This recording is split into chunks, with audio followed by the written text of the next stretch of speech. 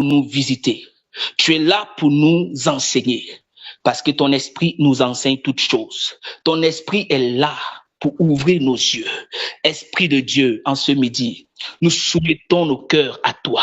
Nous soumettons nos cœurs à toi, afin que tu puisses encore nous parler, afin que tu puisses encore te révéler à chacun de nous au nom puissant de Jésus. Révèle-toi à chacun de nous au nom de Jésus. Révèle-toi à chacun de nous au nom de Jésus. Parle-nous encore ce midi dans le nom puissant et glorieux de Jésus que nous t'avons ainsi prié. Amen, amen, amen. Au nom de Jésus, nous avons prié. Nous allons prendre nos Bibles. Alors, le thème que nous allons utiliser ce soir, ce midi, autant pour moi, s'intitule « Vaincre son Goliath ». Vaincre son Goliath. Je vais inviter le pasteur David ou quelqu'un qui peut nous faire la lecture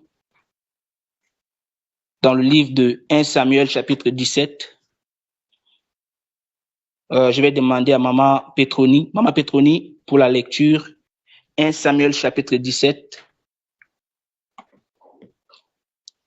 1 Samuel chapitre 17, verset. Dans le bis. Je ne sais pas si dans ça le sera bus. faisable. Ok. 1 Samuel chapitre 17, verset 45. Je vais lire à mon niveau ici. Au nom puissant de Jésus, la Bible dit, j'arrive. La Bible dit, David dit aux Philistins, tu marches contre moi avec l'épée, la lance et le javelot, et moi, je marche contre toi au nom de l'Éternel des armées, du Dieu de l'armée d'Israël, que tu as insulté. Jusqu'ici, la parole de Dieu. Je vais m'arrêter au verset 45 pour ne pas être long. Alors, c'est un verset que tout le monde connaît déjà. C'est un verset que tout le monde, dans ses moments de prière, parfois, lorsque nous prions, nous utilisons. La Bible déclare que David a dit à Goliath, tu viens contre moi, tu marches contre moi avec l'épée, la lance et le javelot, et moi je viens contre toi au nom de l'Éternel des armées. Oui, c'est vrai, mais quand David disait cette parole, il ne le disait pas sous l'émotion. Il ne le disait pas par émotion. Il ne le disait pas par imitation, mais il le disait par révélation. Alléluia. Bien-aimé, le problème aujourd'hui dans la vie de beaucoup de chrétiens, dans la vie de beaucoup d'enfants de Dieu, nous fonctionnons avec Dieu par imitation et par, je peux dire, sans révélation. Nous fonctionnons par émotion et par imitation. L'imitation en elle-même n'est pas un problème, mais quand l'imitation n'est pas suivie ou n'a pas de révélation, ça veut dire que tout ce que tu fais n'aura aucun poids. Je peux voir par exemple dans la Bible dit que Jésus chassait les démons, Jésus disait telle chose et les choses se manifestaient. Si moi je veux imiter Jésus, ce n'est pas mauvais, mais si je l'imite sans révélation, ça veut dire que ce que je fais n'aura pas de puissance, n'aura pas d'autorité, cela sera vide. Et beaucoup aujourd'hui, nous parlons à des situations, nous prenons autorité parfois devant certaines situations, nous déclarons certaines paroles, mais sans révélation. Parce que la révélation ici, c'est la connaissance approfondie d'une chose. La connaissance approfondie d'une chose. Bien aimé, la Bible dit que ceux qui connaîtront leur Dieu feront des exploits. Est-ce que le Dieu que tu sers là, est-ce que tu le connais? Est-ce que le nom de Jésus que tu pries, est-ce que tu connais le pouvoir qui est caché dans le nom de Jésus? Est-ce que tu connais la puissance qui est dans le nom de Jésus que tu utilises lorsque tu pries? Lorsque tu t'adresses à ton adversaire, lorsque tu veux chasser un démon, lorsque tu veux chasser un mauvais esprit, est-ce que tu te rends compte de la puissance, de l'autorité qui est cachée dans ce merveilleux nom qui est le nom de Jésus? Dans la vie spirituelle, chacun rencontre un Goliath. Dans la vie spirituelle, chacun rencontre un Goliath. Alors, le Goliath que toi tu rencontres ne sera pas forcément le même Goliath que moi je rencontre. Goliath ici, c'est un nom qu'on a donné tout simplement à un problème qui persiste, un problème qui veut dominer dans ta vie. Mais Goliath ici ne signifie pas le même problème que l'autre a. Je vais d'abord expliquer dans ce sens. Donc, dans la vie spirituelle, chacun de nous a un Goliath qu'il doit abattre, un Goliath qu'il doit renverser, un Goliath qu'il doit terrasser et surtout un Goliath qu'il doit couper sa tête. Alléluia. Alors, si tu as déjà rencontré un Goliath, peut-être tu as rencontré 2 Goliaths, 3 Goliaths, 4 Goliaths, 5 Goliaths, peu importe le nombre de ces Goliaths dans ta vie, Dieu te donne la capacité, n'est-ce pas, de vaincre ce Goliath. Goliath ici représente le géant. Il y a des forces qu'on appelle des géants. Et les géants sont des esprits qui semblent impossibles à être renversés.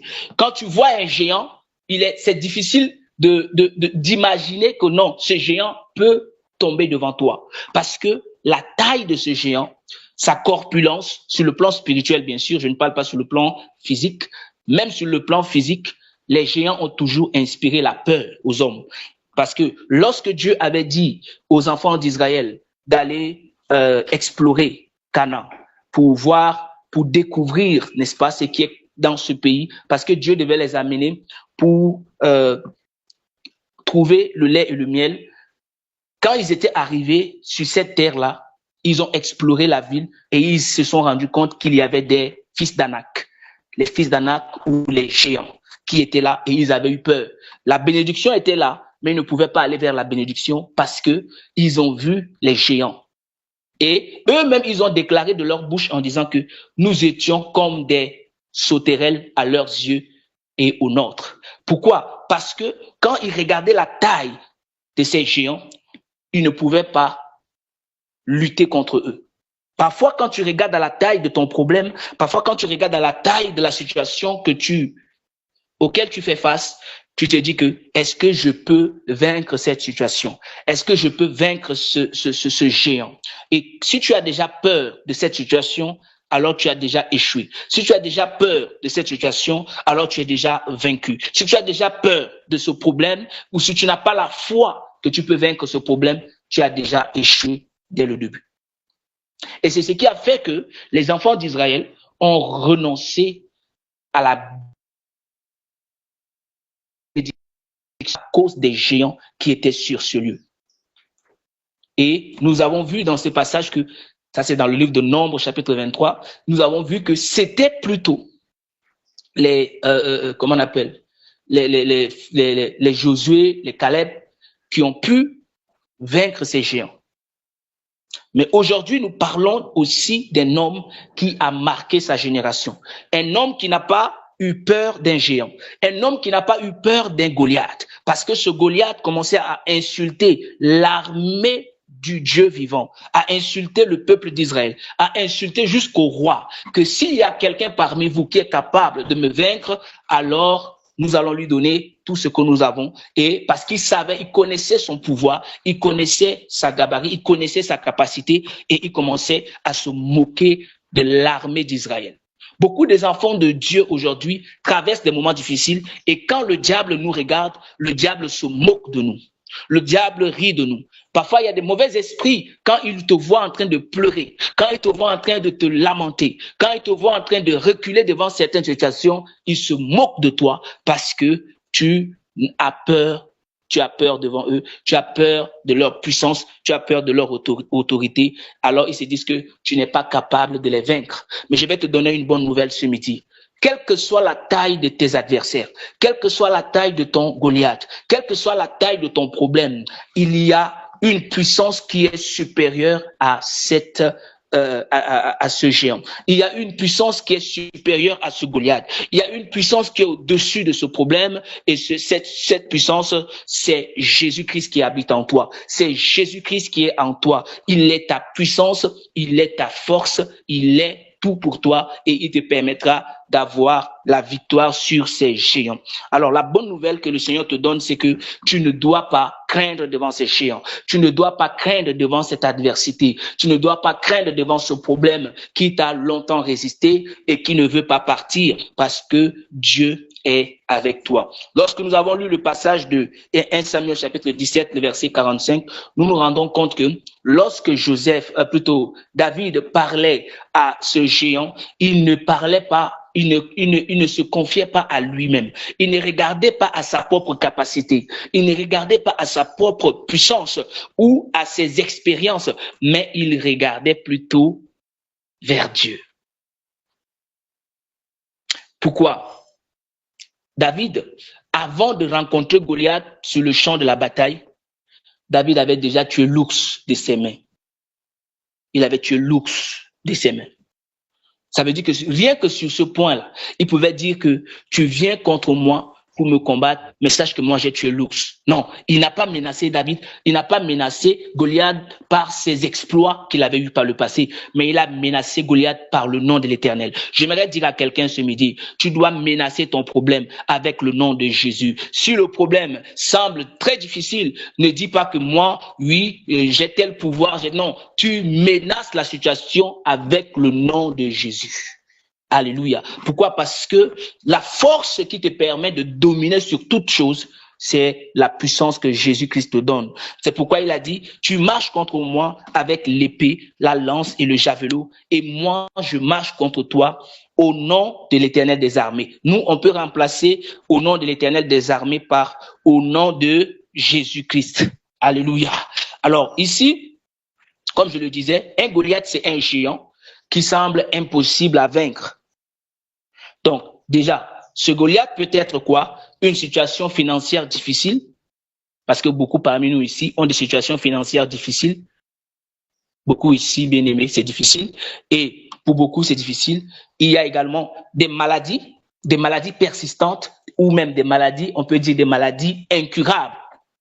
Peut-être le docteur a dit que cette maladie est incurable, c'est un géant. Cette maladie ne peut pas te libérer, ne peut pas partir. Alléluia. Ça peut être un géant. Il y a aussi des blocages spirituels. Des blocages spirituels. Tu fais tout, mais rien ne passe. Tu pries, tu jeûnes, mais rien ne passe. Rien ne se passe, autant pour moi. Rien ne marche. Alors ici, il n'est pas question seulement de prier, mais d'avoir la révélation de qui est avec toi. Tu peux prier sans la révélation. Il faut prier avec la révélation de qui est avec toi, de qui est à côté de toi, de qui combat pour toi. Alors tu auras la victoire. Ça peut être aussi un combat dans le ministère ou dans la famille. Donc tous ces éléments ici, il y en a qui ont des maris de nuit, il y en a qui ont des femmes de nuit. Pendant que tu dors, quelqu'un vient coucher avec toi. Est-ce que c'est normal? Bien-aimé, ça c'est un géant dans ta vie. Si dans ton sommeil, quelqu'un peut venir coucher avec toi, c'est que ce n'est pas normal. Est-ce que si tu es lucide, si tu es éveillé, quelqu'un peut venir coucher avec toi sans ton consentement? Je ne pense pas. Donc, si dans le sommeil, quelqu'un couche avec toi, ça veut dire que la personne est un géant. Parce que même dans le sommeil, ton esprit peut refuser certaines choses. Je ne sais pas si tu as déjà rêvé et dans le rêve, on est venu t'attaquer et tu as tapé la personne jusqu'à la personne est tombée. L'esprit qui t'a attaqué. Donc, si cet esprit parvient à te déshabiller et à coucher avec toi, c'est un géant. Et ce midi, le Seigneur te dit que si tu as un mari de nuit, si tu as une femme de nuit, le Seigneur, l'esprit incube, l'esprit succube va tomber au nom puissant de Jésus-Christ. Alléluia. Le Philistin s'avançait matin et soir. Écoutez très bien. Ça, c'est dans le verset 16. Le Philistin s'avançait matin et soir. Lorsque le géant veut te vaincre, il ne vient pas seulement, il ne choisit pas une heure seulement, non. Il vient matin et soir. Il choisit des temps stratégiques. Alléluia. Il sait que le matin, tu viens de te réveiller. Tu es encore fatigué. Le soir, tu es fatigué parce que tu as fini de travailler. Donc, il vient en tout temps. Le matin, ici, peut représenter pendant que tout va bien, pendant que les choses marchent dans ta vie. C'est là où l'ennemi va vouloir s'élever pour les détruire. Et le soir aussi, c'est pendant que parfois les choses semblent difficiles dans ta vie. L'ennemi, donc, lui, que ça aille ou que ça n'aille pas, lui, il cherche l'occasion pour t'atteindre. Donc, le Goliath ici, c'est un adversaire qui veut détruire tes bénédictions, qui veut détruire tes richesses et s'aimer le trouble dans ta vie, amener la honte dans ta vie. Bien-aimé, en cette saison, le Seigneur veut que tu te lèves contre ce Goliath. Ce Goliath qui se tient chaque jour à la porte de ta vie. Il est là pour t'intimider. Il a intimidé Israël. Et aujourd'hui, il vient en forme d'esprit pour nous intimider. Il vient sous forme de l'esprit peut-être de pauvreté. Il vient sous forme peut-être de l'esprit de célibat. Il y a des gens ici qui se disent que moi, là, ce qui est sûr, je ne vais pas me marier parce que j'ai déjà 46 ans. J'ai déjà 47 ans. Est-ce que je vais encore me marier? Ou à chaque fois que je commence une relation, l'homme là me dit vraiment je t'aime, mais arrivé à un certain moment, il est fatigué. Après, pour rien, il abandonne. Parfois même, je fais des projets, mais quand j'arrive presque au bout de mon projet, rien ne se passe. Ça, c'est un géant. Un géant qui doit tomber dans ta vie. Un géant qui doit te libérer. Il est là pour t'intimider. Il est là pour te faire comprendre que tu es un échec. Il est là pour te faire comprendre que rien ne peut marcher dans ta vie. Il est là pour te faire comprendre que quels que soient tes efforts, quel que soit ce que tu vas faire, tu ne vas jamais avancer. Tu ne vas jamais réussir. Ça, c'est un géant. Il vient avec l'intimidation. Il veut t'intimider pour que tu sois dessus, pour que tu te décourages, pour que tu abandonnes. Mais je vais te dire, bien-aimé, David n'a pas abandonné. David ne s'est pas découragé.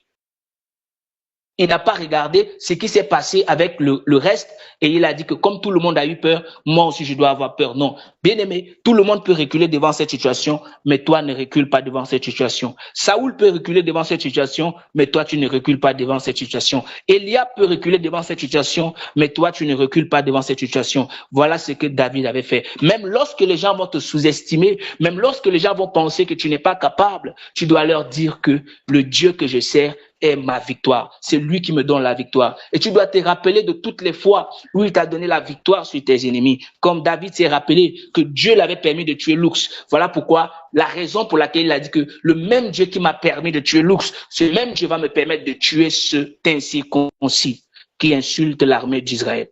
Alléluia. Ce même Dieu qui t'a permis d'arriver au niveau où tu es arrivé, ce même Dieu va te permettre d'aller au-delà de ce niveau au nom de Jésus. S'il a permis que tu franchisses certains niveaux qui étaient déjà difficiles, pourquoi te lâcherait-il à ce niveau?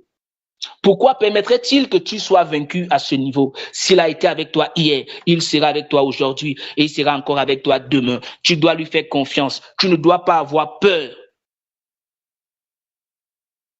Parce qu'il y a des problèmes persistants dans ta vie.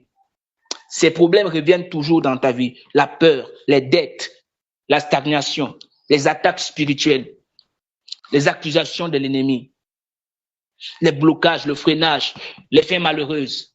Toutes ces choses-là sont des problèmes persistants dans ta vie. Et tu ne dois pas les craindre. Alléluia. Tu ne dois pas les craindre. Tu dois garder la foi. Tout le monde peut voir une situation comme étant impossible, mais toi, tu regardes les situations avec l'œil de Dieu. Tout est possible à celui qui croit. Dans le verset 24, la Bible dit que tous les hommes d'Israël, en voyant cet homme, s'enfuirent devant lui. Bien-aimé, ce qui peut faire fuir tout le monde ne doit pas te faire fuir. Alléluia. Tout le monde peut dire que ici, c'est impossible. Et n'accepte pas toujours ce que les gens te disent, mais accepte ce que Dieu te dit. Ne marche pas selon la réalité, mais marche selon la vérité. Je répète, ne marche pas selon la réalité, mais marche selon la vérité. Il y aura des gens qui viendront te décevoir par leurs propos, mais toi, tu n'écoutes pas leurs propos, tu écoutes ce que le Saint-Esprit te dit. Qu'est-ce que le Saint-Esprit me dit face à cette situation? Qu'est-ce que la parole de Dieu me dit? Il y a encore de l'espoir. Qu'est-ce que la parole de Dieu me dit? Tout est possible à celui qui croit. David avait une autre vision. J'aimerais te demander ce midi, quelle est ta vision par rapport à la situation que tu traverses? Quelle est la vision que tu as? Qu'est-ce que tu penses que Dieu peut faire dans cette situation? Voilà la bonne question que tu dois te poser. La question, ce n'est pas de te poser cette question en disant « qu'est-ce qui va m'arriver ?» Non, la meilleure question que tu dois te poser, qu'est-ce que Dieu peut faire dans cette situation? Ne dis pas qu'est-ce qui va m'arriver ou qu'est-ce que l'ennemi va encore me faire. Non, dis qu'est-ce que Dieu va faire dans cette situation. Voilà la vision que tu dois avoir. Face à toute situation auxquelles tu te confrontes, toutes les situations auxquelles tu te confrontes, tu dois avoir une vision. Tu dois avoir la possibilité, là où les autres voient l'impossibilité. Tu dois avoir le courage, là où les autres voient la peur. Tu dois voir le succès, là où les autres voient l'échec. Amen. Pourquoi? Parce que dans ces occasions, dans ces situations, Dieu veut se glorifier dans ta vie. Toute situation, bien aimée, difficile dans ta vie est une occasion de plus pour glorifier le nom de Dieu. Alléluia. Tu dois te rappeler des victoires passées. Le lion, l'ours. David n'avait pas tué seulement l'ours. David avait tué également le lion. Dans le verset 37, il dit, l'Éternel qui m'a délivré de la griffe du lion et de la patte de l'ours me délivrera aussi de ce Philistin. Amen. L'Éternel qui m'a délivré de la griffe du lion, de la patte de l'ours, me délivrera aussi de ce Philistin. L'Éternel qui t'a délivré de la mort hier, ce même Dieu te délivrera encore aujourd'hui. Le Seigneur qui t'a ouvert la porte, alléluia, pour le voyage, le même Dieu va t'ouvrir les portes pour les papiers. Le Seigneur qui a permis que tu étudies jusqu'à ce niveau, ce même Dieu qui t'a donné les diplômes va ouvrir les portes pour le travail. Le Seigneur qui t'a permis d'avoir un fiancé, parce que certaines personnes n'arrivent pas à avoir de fiancé, ce même Dieu va permettre que tu te maries. Le Seigneur qui a permis que tu sois enceinte, ce même Dieu permettra que tu accouches normalement. Alors tu n'as pas à avoir peur devant l'adversité. Tu dois croire que le Seigneur peut encore le faire. Tu peux douter. Et les doutes ici peuvent bloquer ce que Dieu a déjà prévu faire dans ta vie. Et le Seigneur t'appelle encore en ce midi. Dans le verset 39, il dit, David ôta l'armure de Saoul. C'est la partie qui m'a beaucoup plu. David ôta, ça veut dire qu'il ne se confiait pas à l'armure de Saoul. Il a refusé les armes qui ne sont pas pour lui. Tu dois refuser les armes qui ne sont pas pour toi. Saoul avait voulu que David puisse combattre avec son armure. Mais David a dit que ton armure la pèse trop. Je ne peux pas porter ça. Amen. Tu ne peux pas vaincre ton Goliath avec les méthodes humaines. Non. Tu ne peux pas vaincre ton Goliath avec les expériences de X ou de Y. Parce qu'il a fait comme ça a marché. Moi aussi, je vais faire comme ça va marcher. Non. Tu n'es pas obligé d'utiliser les méthodes des hommes. Tu dois passer par les méthodes que le Saint-Esprit te donne. Alors, face à ton Goliath, va demander au Saint-Esprit. Ce n'est pas parce que on a prié sur une personne en utilisant l'huile, toi aussi tu vas utiliser l'huile. Non. Le Saint-Esprit va te dire, utilise l'eau. Ou le Saint-Esprit va te dire, prie comme ça seulement. Est-ce que tu as vu que même Jésus, quand il fait les délivrances, est-ce que Jésus il utilise les mêmes choses? Non. Il y a des moments où Jésus peut prendre la terre, il met la boue, il met la salive, et il met ça aux yeux de la personne, et il dit, va laver tes yeux. Donc, chaque combat doit être inspiré. La révélation, c'est le Saint-Esprit qui va te donner comment tu dois faire pour vaincre ce Goliath. N'utilise pas les mêmes méthodes que les hommes. C'est ce que David avait fait. David a laissé l'armure de Saoul. Et il a préféré utiliser les pierres qu'on ne peut pas parler parce que le temps que nous avons ne peut pas nous permettre de parler de ça. Parce qu'il y a un grand message aussi dans cela.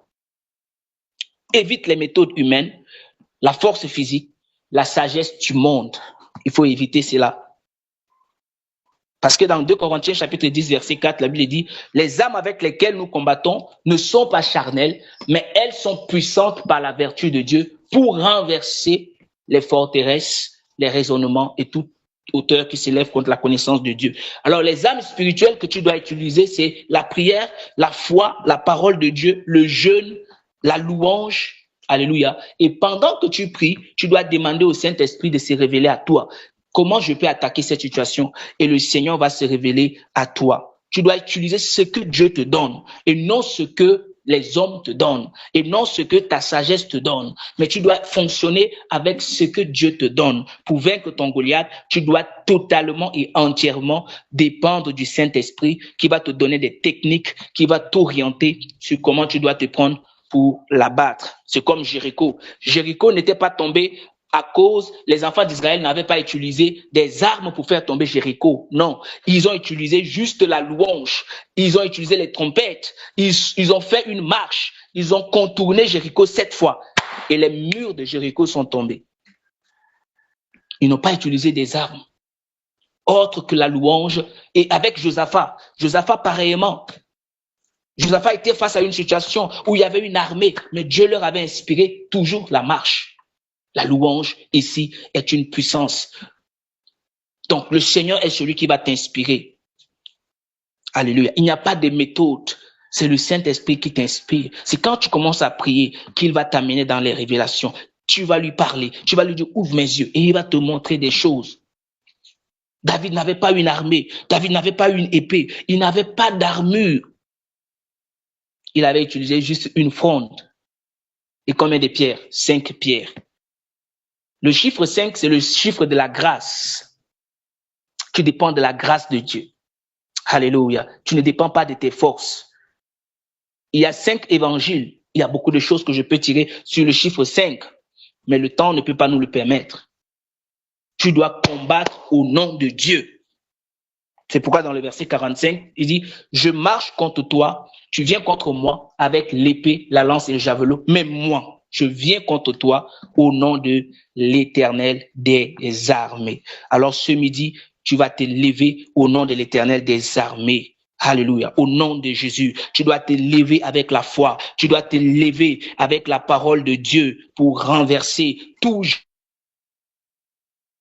Dans le verset 49, la pierre atteignit le Philistin au front. Il tomba le visage contre terre. Ce midi, ton géant, ton Goliath doit tomber visage contre terre au nom puissant de Jésus. Une seule pierre. David n'avait pas utilisé les 5 pierres pour faire tomber le géant. Une seule pierre a fait tomber le géant. Parce que c'était Dieu qui était derrière cette pierre. Lorsque Dieu veut te donner la victoire, il n'a pas besoin que tu multiplies des sujets de prière. Non, il n'a pas besoin de multiplication des sujets de prière. Lorsque Dieu veut te donner la victoire, lorsque Dieu entre en scène, juste un seul coup et ton géant qui t'a vaincu pendant des années, ton géant qui t'a résisté pendant des années, ton géant qui se croyait fort pendant des années peut tomber là. Parce que dans ce combat, il ne s'agit pas de la force humaine, mais il s'agit de la présence du Saint-Esprit. Il s'agit de la présence de Dieu lui-même. Alors, quel que soit ton problème, 10 ans, 20 ans, Dieu va te libérer ce midi si tu as la foi. Et ce blocage peut se briser soudainement au nom puissant de Jésus. Tu vas ouvrir ton micro, tu vas dire à Dieu, Seigneur, révèle-moi les Goliaths qui combattent ma destinée. Ouvre ton micro et bénis le Seigneur. Dis-lui, Seigneur, révèle-moi les